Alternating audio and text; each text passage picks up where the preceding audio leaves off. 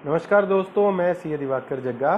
तो दोस्तों, आज हम बात करेंगे 7 ऐसे लेसन जो हमें टेरा ब्लॉकचेन के फॉल से या लूना के या यूएसटी के फॉल से हमें जो 7 लेसन लेने चाहिए, जो 7 सबक हमें सीखने चाहिए इस ब्लॉकचेन के फॉल से। तो दोस्तों, सबसे पहला जो लेसन हमें मिलता है कि वो कभी भी एक एसेट में, कभी भी एक क्रिप्टो करेंसी में अपना सारा पैसा ना लगाएं। ये मैं हमेशा आपको बोलता आया हूँ कि आप अपना रिस्क डाइवर्सिफाई जरूर करें। डाइवर्सिफिकेशन ऑफ रिस्क का मतलब यही होता है कि आप अलग अलग क्रिप्टो में पैसा लगाएं। अगर मैं पोर्टफोलियो एज ए होल की बात करूँ तो आपको अपना जो पैसा है वो क्रिप्टो करेंसी, स्टॉक मार्केट, कुछ बैंक एफडीज और कुछ गोल्ड और कुछ रियल एस्टेट, ब्रॉड लेवल पे जब हम पोर्टफोलियो की बात करते हैं तो आपको अपना पोर्टफोलियो इस तरह डाइवर्सिफाई कर सकते हैं। और जब हम स्मॉलर लेवल पे, अगर हम खाली क्रिप्टो लेवल पे बात करते हैं तो आप अपनी एसेट्स को अलग अलग क्रिप्टो में डाल सकते हैं। आपने ये ज़रूर सुना होगा कि इस टेरा लूना के फॉल के बाद बहुत सारे लोगों को बहुत ज़्यादा नुकसान हुआ और कुछ लोगों ने सुसाइड भी कर लिया because of this losses. They lost all of their hard earn money, they lost all of their savings. तो इस तरह की चीज़ों से आपको बचना है, ये चीज़ को आप ज़रूर ध्यान रखेंगे। और दूसरा, जिस भी एसेट में पैसा डालें वो डिसेंट्रलाइज्ड होनी चाहिए, पूरी तरह से डिसेंट्रलाइज्ड होनी चाहिए।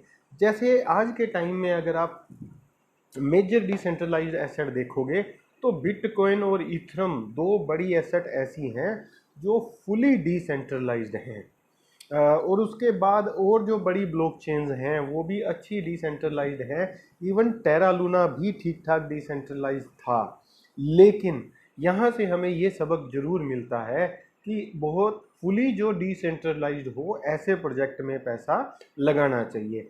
नंबर 3, प्रोजेक्ट जो है वो आपका फंडामेंटली स्ट्रोंग होना चाहिए। यानी कि जिस भी प्रोजेक्ट में आप पैसा लगाएं वो एल्गोरिदमिकली और फंडामेंटली दोनों तरीकों से स्ट्रोंग होना चाहिए।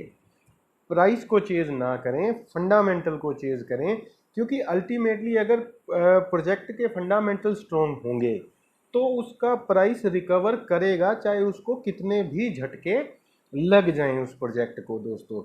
और नंबर 4 जो हमें एक बात समझ आती है कि एल्गोरिदमिक जो स्टेबल कॉइन होते हैं उनसे टाइम बीइंग हमें दूर रहना चाहिए।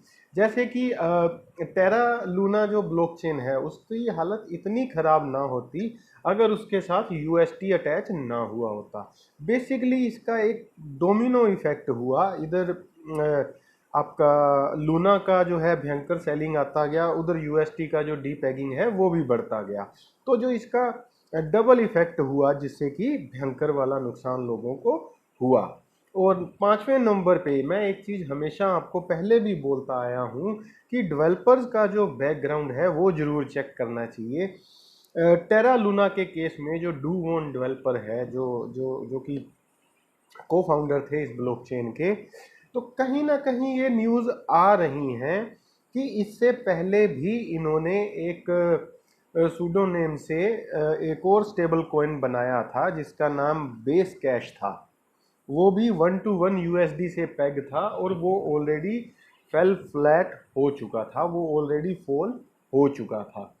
तो ये चीज़ें देखिए, कई बार ऐसा होता है कि मार्केट में ये चीज़ें किसी को भी नहीं पता होती, लेकिन अगर आप उसको डीपली खोदते हैं तो कई बार वो चीज़ें मिल जाती हैं। तो कहीं ना कहीं ये एक अफवाह है या सच्चाई है या जो भी सिचुएशन है, लेकिन एक बेस कैश जो स्टेबल कॉइन था वो उसमें डू वॉन का हाथ माना जा रहा है। तो कहीं ना कहीं डेवलपर्स का जो बैकग्राउंड है वो जरूर चेक करना चाहिए। छठे नंबर पे जो हमें चीज़ ध्यान रखनी चाहिए कि कभी भी प्राइस को चेज ना करें, आप फंडामेंटल में पैसा लगाएं। अगर आपका एसेट फंडामेंटली स्ट्रोंग है तो प्राइस अगर गिर भी गया, बिलीव मी, जब भी मार्केट रिकवर होगी तो वो एसेट आपकी रिकवर हो जाएगी। लेकिन अगर आपने प्राइस को चेज करके पैसा लगाया है तो उसके रिकवरी के चांसेस बहुत ही कम हो जाते हैं। लेकिन फंडामेंटली जो स्ट्रोंग होता है प्रोजेक्ट वो जल्दी रिकवर हो जाता है। प्राइस चाहे उसका कितना भी गिर जाए, लेकिन उसकी रिकवरी के चांसेस जो हैं बहुत अच्छे रहते हैं। और लास्ट में जो 7वें नंबर पे हमें जो एक एक जो सबसे इम्पोर्टेंट जो एक लेसन है वो ये है कि अनएक्सपेक्टेड के लिए भी आपको तैयार रहना चाहिए। टेरा लूना जो है टॉप 10 की क्रिप्टो करेंसी थी। टेरा एक बहुत अच्छी ब्लॉकचेन थी, लूना उसकी बहुत अच्छी करेंसी थी जो टॉप 10 में आती थी। लेकिन ऐसा अनएक्सपेक्टेड हुआ, किसी ने सोचा भी नहीं था कि ये करेंसी इस तरह किसी दिन जीरो हो जाएगी या ये ब्लॉकचेन इस तरह किसी दिन ख़राब हो जाएगी। Although blockchain is still there, लेकिन उसकी जो करेंसी है उसकी वैल्यू जो है वो डाउन चली गई है, तकरीबन 99.99% जो है डाउन चली गई है। तो अनएक्सपेक्टेड के लिए भी आपको क्रिप्टो मार्केट में तैयार रहना है।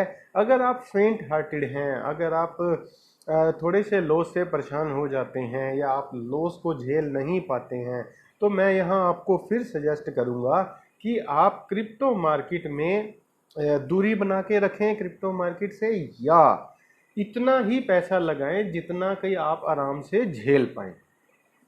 ये कुछ चीज़ें हैं दोस्तों जो हमें टेरा ब्लॉकचेन का डाउनफॉल जो है वो सिखा के जाता है। और लास्ट में एक बात और कहना चाहूँगा कि अभी इसका जो भी प्राइस चल रहा है इसमें आप कुछ थ्रो अवे मनी ज़रूर डाल के छोड़ दें, चाहे वो 500 रुपये हो, चाहे वो 700 रुपये हो, चाहे वो 1000 रुपये हो, चाहे वो 1500 रुपये हो। क्योंकि टेरा जो ब्लॉकचेन है वो अभी जिंदा है, वो अभी सरवाइव कर रही है, उसकी जो कम्युनिटी है वो भी अभी है। तो अगर किसी दिन वो ब्लॉकचेन चल जाती है तो आपका देखिए, अगर ख़त्म तो वो हो गई, 1000 रुपये आपने डाल दिया आज के टाइम में, ये मान के कि ख़त्म तो वो है। लेकिन अगर वो कम्युनिटी कुछ ऐसा कर देती है या कोई ऐसा इन्वेस्टर टेरा को मिल जाता है ब्लॉकचेन को, क्योंकि ब्लॉकचेन तो देखिए अभी भी काम कर रही है और अच्छी ब्लॉकचेन है, तो अगर ऐसा कुछ उसमें हो जाता है तो 1000 रुपये आप सिर्फ ये समझ के थ्रो अवे मनी समझ के उसमें डाल दीजिए। अगर आप शाम को कहीं रेस्टोरेंट में खाने भी जाते हैं तो 2-3 हज़ार का बिल कई बार वहाँ भी बन जाता है। तो ये सोच के कि एक दिन आप खाने नहीं गए, 1000 रुपये आप इस ब्लॉकचेन में लूना जो करेंसी है उसमें डाल के छोड़ दीजिए, चल गया वेल एंड गुड। क्योंकि देखिए ब्लॉकचेन मैं बार बार बता रहा हूँ कि अभी भी वही है, कम्युनिटी अभी भी वही है। तो 1000 रुपया जो थ्रो अवे आपका मनी है वो इसमें आप डाल दें, चल गया वेल एंड गुड, नहीं तो ख़त्म तो है ही। तो दोस्तों जुड़े रहो क्रिप्टो की ऑथेंटिक जानकारी के लिए। धन्यवाद। और रिलेटेड लिंक भी मैंने डिस्क्रिप्शन बॉक्स में डाल दिए हैं। धन्यवाद।